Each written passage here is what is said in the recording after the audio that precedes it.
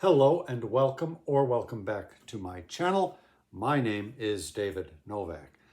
Now, Sarah at My Granny Era has created a new tag called the Bookish Elements Tag.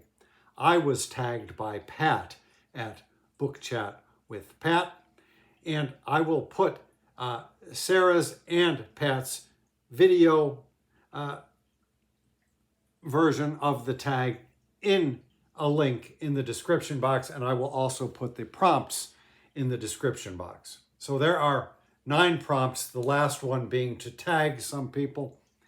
I invite you to do this tag if you feel so inclined, or if you do not have a channel of your own, please use the comment section and tell me what you would answer to each of these prompts.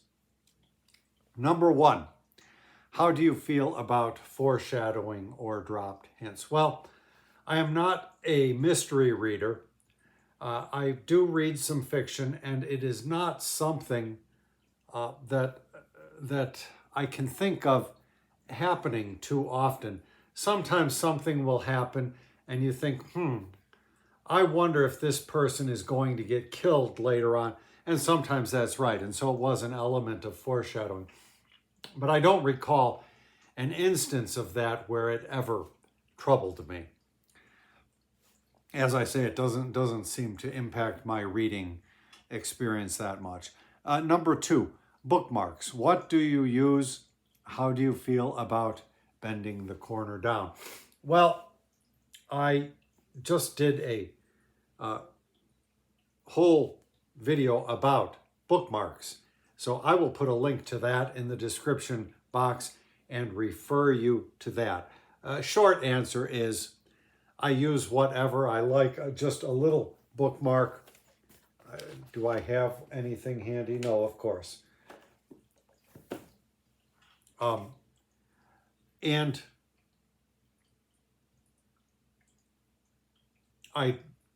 for the second part of that question, I would not bend a corner of a book down.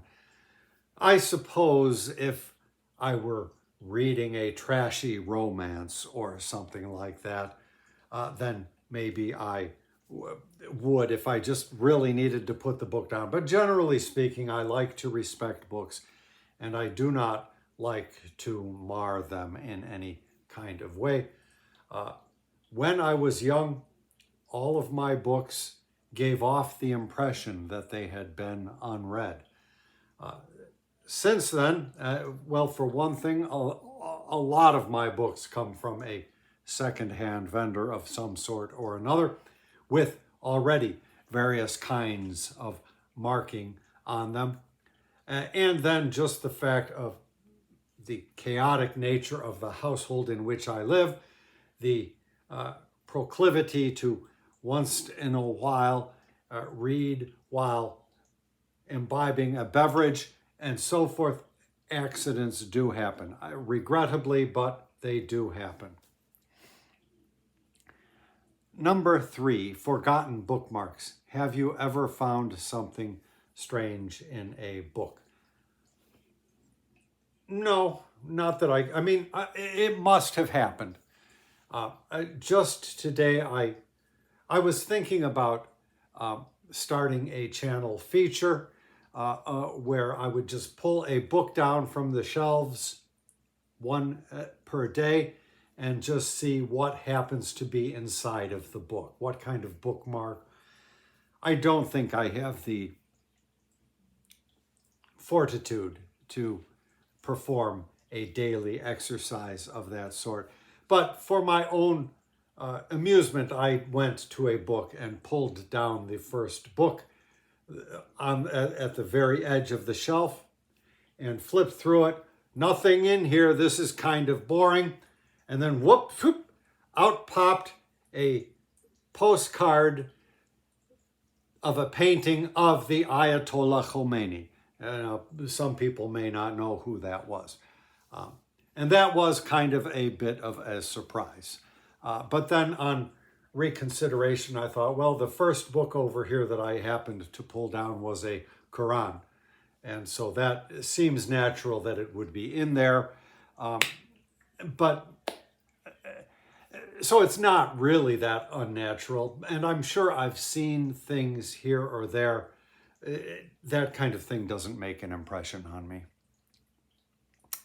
Number 4, inscriptions and annotations. How do you feel about writing in a book, and how do you annotate if you do? I don't care to write in books. Now, this has come up on a previous tag somewhere along the line, and I mentioned that, well, when I get really irritated with the prose style of a book, I'll start underlining and putting hatch marks and question marks and, oh, really? Question mark, that kind of thing.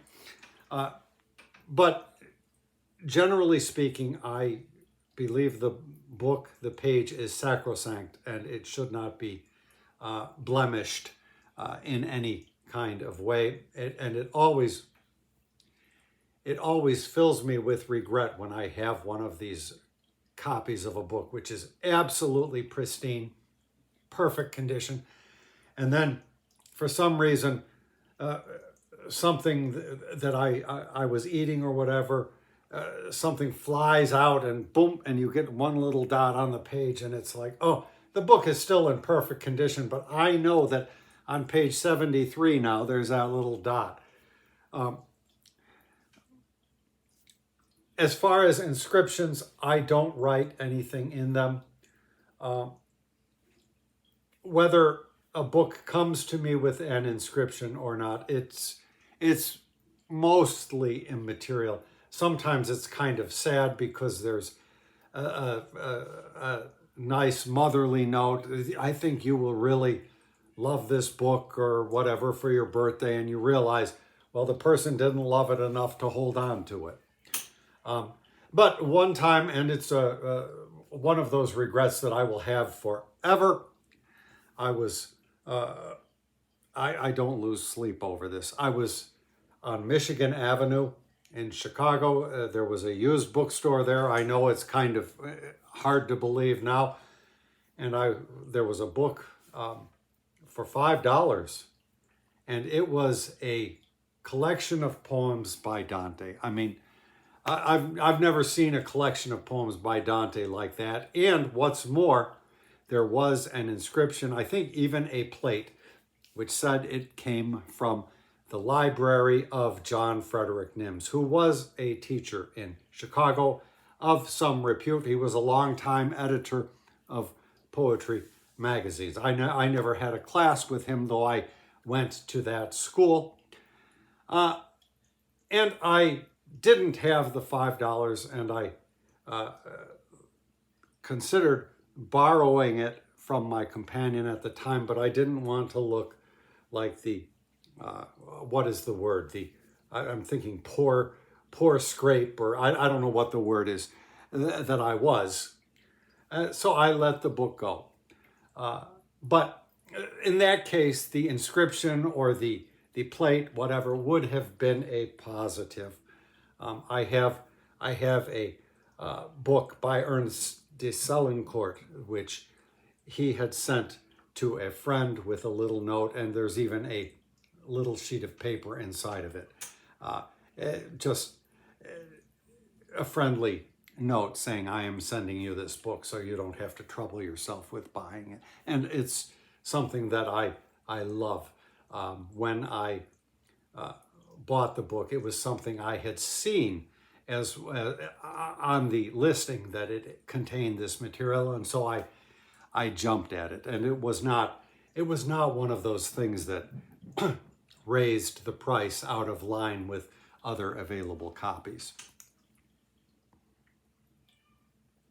And furthermore, if I am at a stage where I have no reason to annotate anything whatsoever. In the past, when I was reading a book for the purposes of research, say I was going to do a play, and I needed to get information. In that case, I would not underline. I would actually create a separate notebook and write down what I needed to extract from the text. Number 5, introductions and footnotes. Do you read them or avoid? What makes a good introduction? The first part is I always used to read them. I think Randy Ray was talking about this on his channel. Now, especially if it's a Penguin book, I avoid it like the plague because I've noticed an awful lot of Penguin introductions now will just ruin major things about the book or the story. You know, the whole course of the narrative changes when on page 87 the main character is hit by a train. You know, and then it's like, oh, okay. So I do not read those. Some people are saying on BookTube that you should even avoid reading the back cover blurbs, and I'm beginning to believe that that is true as well. A good book is not going to be spoiled by a so-called spoiler, but even so, I would like to have a virgin experience with the book. Now, was there a second part here? What makes a good introduction? Now, that's a much tougher question, and I don't know. I don't know if I could come up with something right off the bat. I know there are good introductions, and I would have to pull down from the shelves books that I felt had good introductions, which I can't off the top of my head pinpoint, and then compare and think about it a bit. So, but definitely books can have good introductions.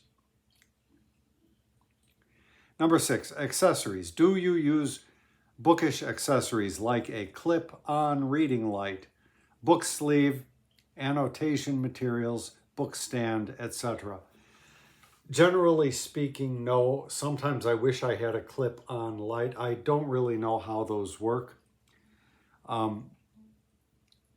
book sleeve, I'm not really sure what a book sleeve refers to. It's got to be something different to a book cover. Something just to keep the book protected a little bit. I don't know. It might be a good idea. I should investigate that. Annotation materials, no. Bookstand. If I found a good bookstand, I would happily avail myself of one. But I've done some investigating here and there and cannot find anything that would work for me. I think I would have to have something like NASA grade for on the spacecraft of a bookstand, something or something like, you know, those arms that the dentist office has that come around and you can bend them this way and that way. Well, more on that.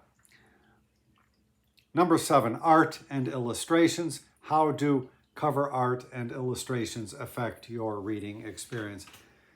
Probably not much, but there is in all things an aesthetic sense, and it does make a subtle difference. So I'm thinking when one sits down to eat of a meal, if you use some rustic, plain old chopsticks like this,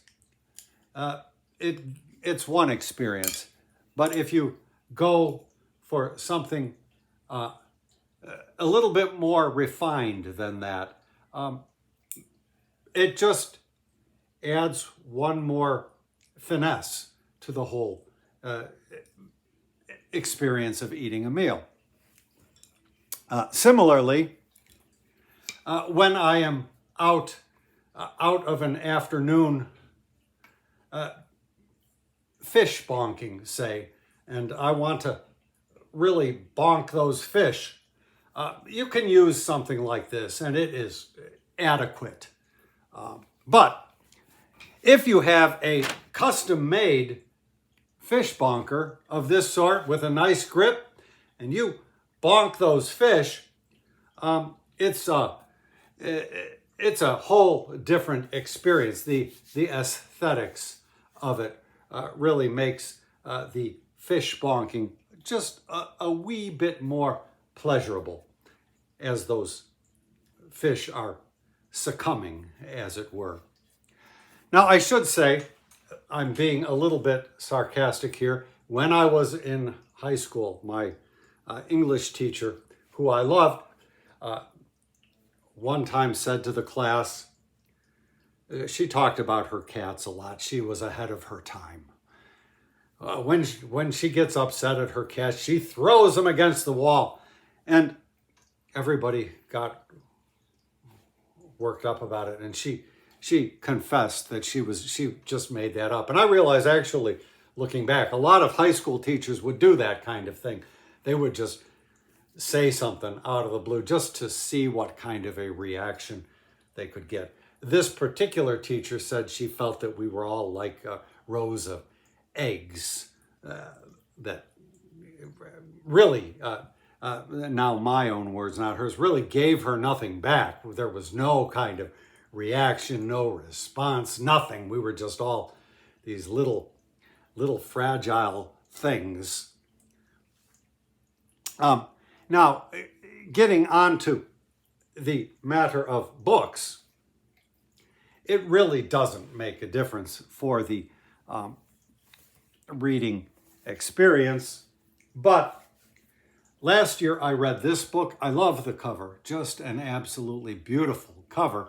I just noticed the hoof goes around to the spine. And because I loved the book so much, I thought, well, I'd better get something else by this author.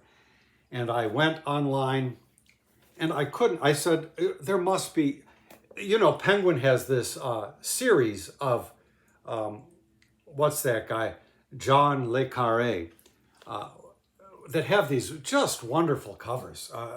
I'm not a big Le Carré reader, but to have that whole set with all those covers would be just a wonder. Well, I felt there must be more of this sort, and I'll just snap them up if I see them. And unfortunately, this was pretty much a standalone. There was one cover that was up to snuff, and it was A Girl in Exile. And so I picked that. What a miraculous cover.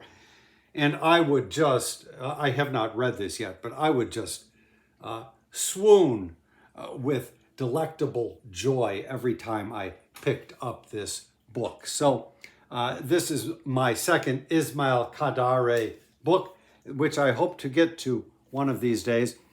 The only real sadness here then is I have one in paperback and I have one in hardback. And gee, maybe I should get this, buy a new copy in hardback just so that they can be companions. But as an old man nearing the end of his thread, so to speak, I have come to realize that a lot of this stuff doesn't much matter.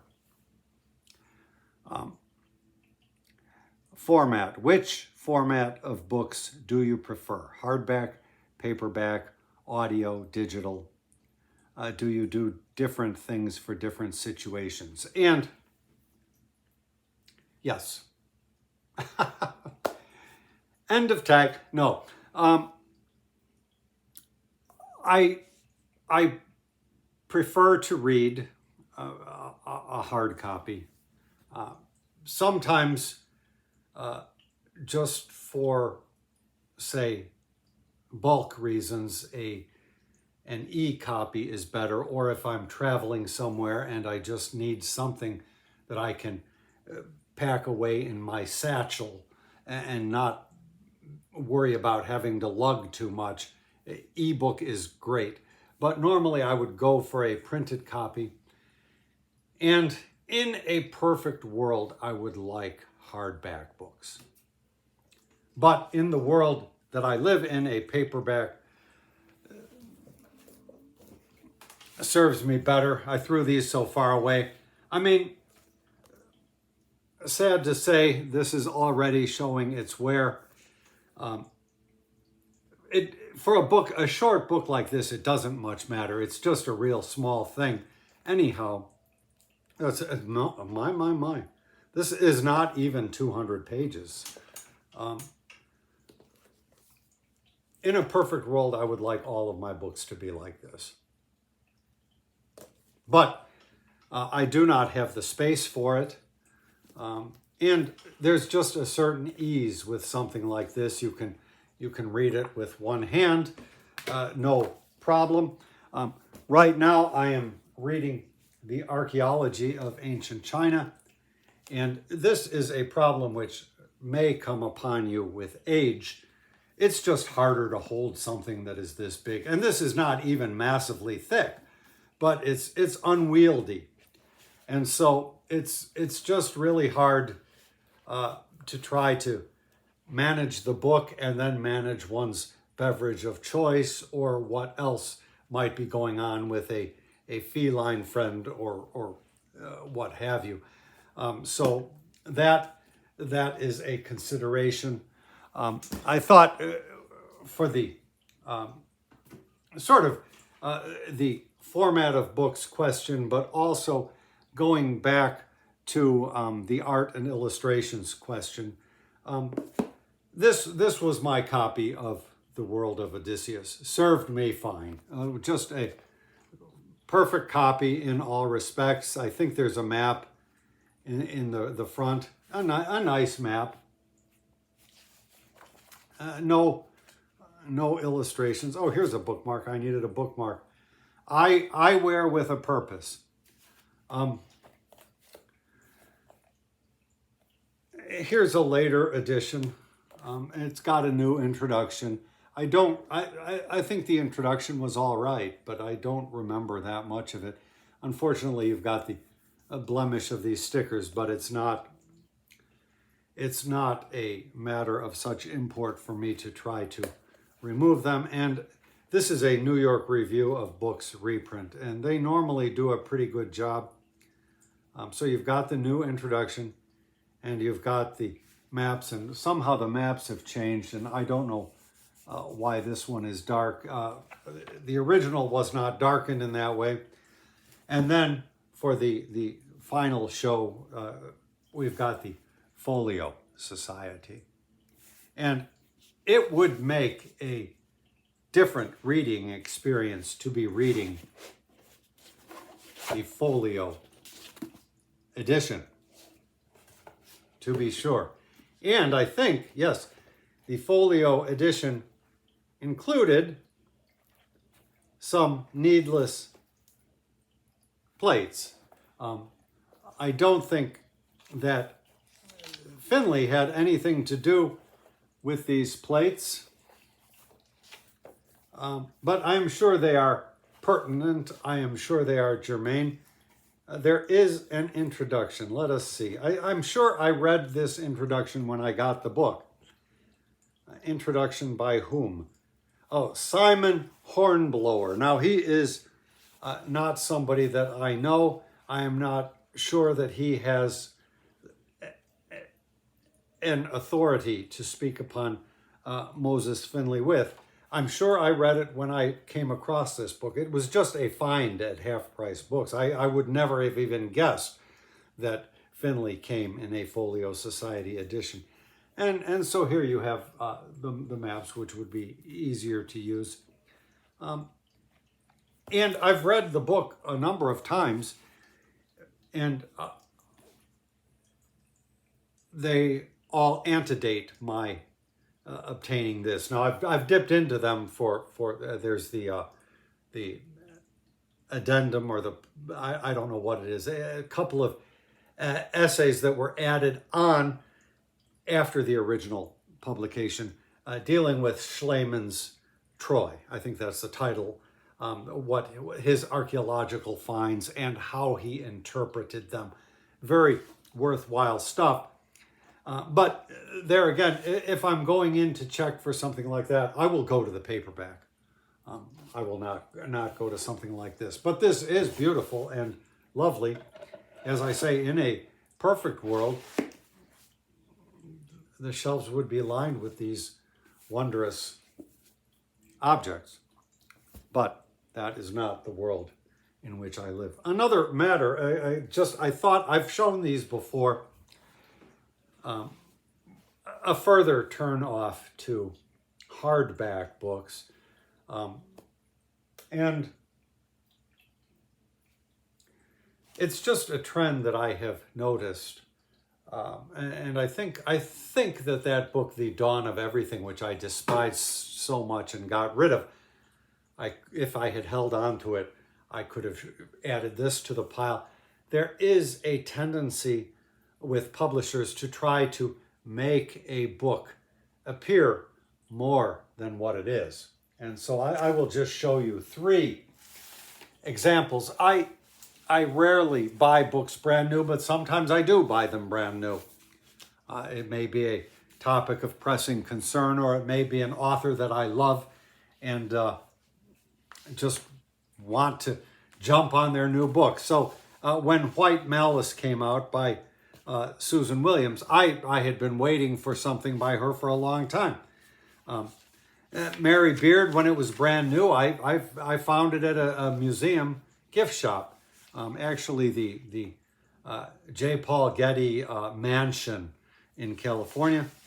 And it was new, and I like to support museum gift shops. And then the Lumumba plot. I'm a longtime student of Lumumba affairs, so to speak, the history of his assassination, the history of his attempt to hold his country together in face of unremitting and overwhelming conspiratorial odds. But look at these. Goodness sakes. I mean, what the heck?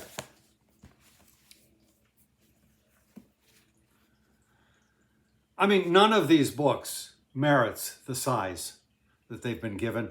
There's more or about the same amount in the M.I. Finley book, but for some reason they've decided to bulk the books up, and it's appalling, and it's just, for me, hard to use. As I say, in all 3 cases, I got them, and perhaps they deserve a dedicated space on my shelf where they can all sit side by side, but we are so cramped for space, that's not really feasible. So, I have gone off on tangents more than Sarah when she was creating the tag ever intended, but she herself admitted that her first question or prompt was a topic that she wanted to talk about, and so I'm sure that she will be generous in allowing people who do her tag to go off in their own directions as well. So I've been spouting and have not fully answered it. Do you do things for different situations? Sometimes when my eyes are really messed up, as happened my first couple of years of trying to be a reader, and then the eyes twitching and doing all, and then I switched to audiobooks. And if such a thing happens again, I will switch to audiobooks again for the duration.